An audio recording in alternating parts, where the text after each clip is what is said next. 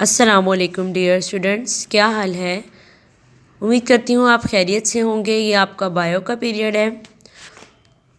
So open your books of biology, page number 30 sorry जी। तो students, कल हम लोगों ने एमसीक्यूज़ किए थे। आज हम शॉर्ट क्वेश्चंस और टर्म्स टू नो करने की कोशिश करेंगे। तो आपका फर्स्ट शॉर्ट क्वेश्चन देखें जी। फर्स्ट शॉर्ट क्वेश्चन है आपके पास, differentiate between theory and law. Theory और लॉ में डिफरेंस बताएं। तो आपने थ्योरी और लॉ की डेफिनेशन कर लेनी है विद एग्जांपल, वो आपकी बुक में मौजूद है। ठीक है। A hypothesis that stands the test of time, often tested and never rejected is called theory। बच्चों, ये आपकी बुक पे भी डेफिनेशन इसकी मौजूद है, आप वहाँ से भी कर सकते हैं। ठीक है। और फिर नेक्स्ट लॉ है, for theory survive doubtful approach and continue to be supported by experimental evidence, it becomes a law। और लॉ की एग्जांपल आप सबके पास मौजूद है, Mendel's law of inheritance. Okay. अब नेक्स्ट क्वेश्चन नंबर 2 आप देखें, quantitative observation are better in biological method, how. Quantitative observations क्यों बेटर होती हैं। ज़ाहिर है हमारे पास 2 टाइप्स हैं ऑब्जर्वेशंस की, आप लोगों ने पढ़ा है ये, क्वांटिटेटिव एंड क्वालिटेटिव। तो क्वांटिटेटिव जो है ऑब्जर्वेशन, वो क्यों आपके पास जो है वो ज़्यादा बेटर होती है, क्या इसके रीज़न है। ओके। तो हम लोग देखते हैं, quantitative observation are better in biological method because, quantitative observation जो है वो ज़्यादा बेटर है, क्यों? क्योंकि the former are invariable and measurable and can be recorded in terms of members. क्योंकि फॉर्मर से मुराद है पहले वाली, ठीक है। अब वो इसलिए उन्होंने पहले वाली यहाँ पे लिख दिया है, आप फॉर्मर को कट कर दें, बिकॉज इट इज़ कर लें। ओके, इसे आप कट कर दें। ओके बच्चों, because it is invariable and measurable and can be recorded in terms of numbers. क्योंकि ये इनवेरिएबल होती है, इसको मेजर कर सकते हैं हम और रिकॉर्ड कर सकते हैं in terms of numbers. Okay जी। अब नेक्स्ट हम टर्म्स टू नो करने लगे हैं। टर्म्स टू नो में देखें, पहली है बायोइन्फॉर्मेटिक्स। बायोइन्फॉर्मेटिक्स की डेफिनेशन मैंने आपको लास्ट पेज चैप्टर नंबर 2 पे अंडरलाइन करवाई थी। बायोइन्फॉर्मेटिक्स क्या है? Refer to use of computational and statistical techniques for the analysis of biological data. Biological data को एनालिसिस करने के लिए हम जो है वो क्या करते हैं, कंप्यूटेशनल और स्टैटिस्टिकल टेक्निक्स को यूज़ करते हैं, जिसे हम बायो इन्फॉर्मेटिक्स जो है वो कहते हैं। नेक्स्ट है बायोलॉजिकल मेथड क्या है? साइंटिफिक मेथड, जो साइंटिफिक प्रॉब्लम को सॉल्व करने के लिए हम यूज़ करते हैं उसे बायोलॉजिकल मेथड कहते हैं। ठीक है। नेक्स्ट बायोलॉजिकल प्रॉब्लम क्या है? ऐसा question, the question which is related to living things are called biological problem. Living things से रिलेट करता हुआ क्वेश्चन बायोलॉजिकल प्रॉब्लम कहलाता है। That is either asked by someone और कम इन बायोलॉजिस्ट माइंड। ये कोई किसी इंसान के जहन में भी आ सकता है, किसी और के, और किसी बायोलॉजिस्ट के जहन में भी आ सकता है। ओके। डिडक्शन क्या है? Next, the logical conclusion drawn from hypothesis is called deduction.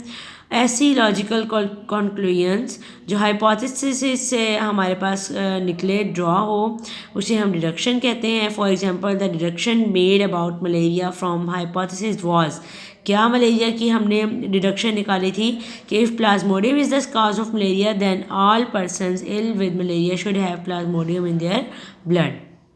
हमने हाइपोथेसिस से क्या बात निकाली थी कि अगर मलेरिया जो है उसका कॉज प्लाज्मोडियम है, तो तमाम जो भी लोग मलेरिया की वजह से बीमार हैं उनके ब्लड में प्लाज्मोडियम ज़रूर होना चाहिए। नेक्स्ट है आपके पास डेफिनेशन एक्सपेरिमेंट की। ये सब वही डेफिनेशन है जो आप पीछे कर चुके हैं। Experiment are design to test hypothesis.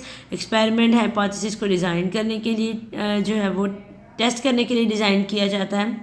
बार बार हम मुशाहिदा करते हैं, जिसे हम कहते हैं उसको प्रैक्टिकल इसको करके देखते हैं। नेक्स्ट है एक्सपेरिमेंटल ग्रुप क्या है? The group of those person who are affected in some and we do not know the real cause. अब वो सब लोग जो इन्फेक्टेड हों और हम उनका कॉज नहीं जानते कि किस वजह से वो इन्फेक्टेड हैं, उनके ऊपर एक्सपेरिमेंट्स करके देखते हैं, तो उसे एक्सपेरिमेंटल ग्रुप कह देते हैं, ठीक है।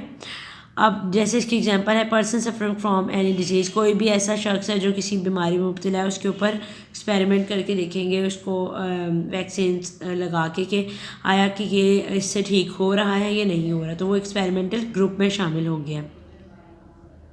नेक्स्ट है हाइपोथेसिस। क्या होता है? The tentative explanation of the observation is called hypothesis. Hypothesis की डेफिनेशन आप देख चुके थे। और ऑब्जर्वेशंस क्या होती हैं? ऑब्जर्वेशंस वो तमाम चीज़ें हैं जो हम अपने 5 सेंसेस से, जैसे कि हमारी विजन की सेंस है, हियरिंग सुनने की, विजन देखने की, स्मेल सूंघने की, टेस्ट चखने की, एंड टच छूने की, जो तमाम हमारी जो 5 हिस्से हैं, इनसे बनाने वाली, इनसे हम जो चीज़ अखज़ कर लेते हैं, हम अपने माइंड में एक चीज़ बना लेते हैं, उसे ऑब्ज़र्व करना कहते हैं, ऑब्ज़र्वेशन कहते हैं उसे। ओके जी बच्चों, कुछ एडिशनल क्वेश्चंस मैं आपको करवाना चाह रही हूँ, तो आप वो ज़रा देख लें एक दफ़ा। कंट्रोल ग्रुप और एक्सपेरिमेंटल ग्रुप में क्या फ़र्क है? कंट्रोल ग्रुप वो पीपल का ग्रुप है हु आर अनअफेक्टेड, जो अफेक्ट अभी नहीं उनको हुआ, किसी भी बीमारी का उनके ऊपर असर अभी नहीं हुआ, वो कंट्रोल में है अभी। जैसे कि ग्रुप ऑफ हेल्दी पर्सन, ठीक है, वो कंट्रोल ग्रुप है। ये आपने छोटी सी एक आसान सी डेफिनेशन है, हालांकि आपने पीछे ये कर चुके हैं, लेकिन ये आप छोटी सी डेफिनेशन भी अच्छे से कर लें तो आप ठीक है, इट्स ओके। अब नेक्स्ट हम एक्सपेरिमेंटल ग्रुप देखते हैं जी। तो group of those person who are affected with some disease and we don't know the real cause.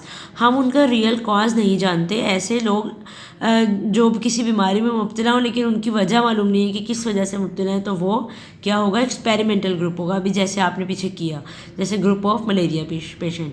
अब इंक्यूबेशन पीरियड की भी मैंने आपको मलेरिया वाले टॉपिक में करवाई थी कि वो पीरियड, ये टाइम पीरियड है प्लाज्मोडियम की पैरासाइट, प्लाज्मोडियम की ह्यूमन बॉडी के अंदर एंट्री और अपने सिम्टम्स शो कराने के दरमियान का जो पीरियड है उसे इंक्यूबेशन पीरियड कहते हैं, ठीक है। आप ये भी यहाँ से कर लें अच्छे से, और आप लोग इसको अपनी नीट कॉपी पे करेंगे। ओके, अब नेक्स्ट प्लाज्मोडियम क्या है? प्लाज्मोडियम एक माइक्रोस्कोपिक पैरासाइट है जो प्रोटोजोन है और जो मलेरिया कॉज करता है, ठीक है। और ये मॉस्किटो के अंदर अपने सारे फेजेस करता है और ग्रो करता है, ठीक है। कैरेक्टरिस्टिक्स एक गुड हाइपोथेसिस की क्या है, ये आप पीछे कर चुके हैं, वेरी इजी। ये एक आपने एडिशनल क्वेश्चन कर लेना अच्छे से। हाउ रिपोर्टिंग द रिज़ल्ट अकर, और हम रिज़ल्ट रिपोर्ट कैसे कर सकते हैं रिज़ल्ट को, यानी कि कोई भी रिज़ल्ट आ गया किसी हाइपोथेसिस का, तो उसको हमने कैसे उसको रिपोर्ट करनी है। ज़ाहिर है साइंटिस्ट जो है वो जर्नल्स और बुक्स वगैरह में और नेशनल टॉक्स में, यानी कि इस चीज़ के ऊपर बातें होती हैं, इंटरनेशनल मीटिंग्स होती हैं, सेमिनार्स होते हैं कॉलेज और यूनिवर्सिटीज़ वगैरह में। नेक्स्ट है कि डिफरेंस बताएं क्यूलेस और एड्स मॉस्किटो में क्या डिफरेंस है। तो क्यूलेस मॉस्किटो जो है वो मलेरिया का कॉज है, ठीक है। एड्स मॉस्किटो जो वो डेंगू फीवर का, एडिस पढ़ना है आपने। एडिस मॉस्किटो जो है वो डेंगू फीवर का कॉज है। प्रोडक्टिव थ्योरी क्या है?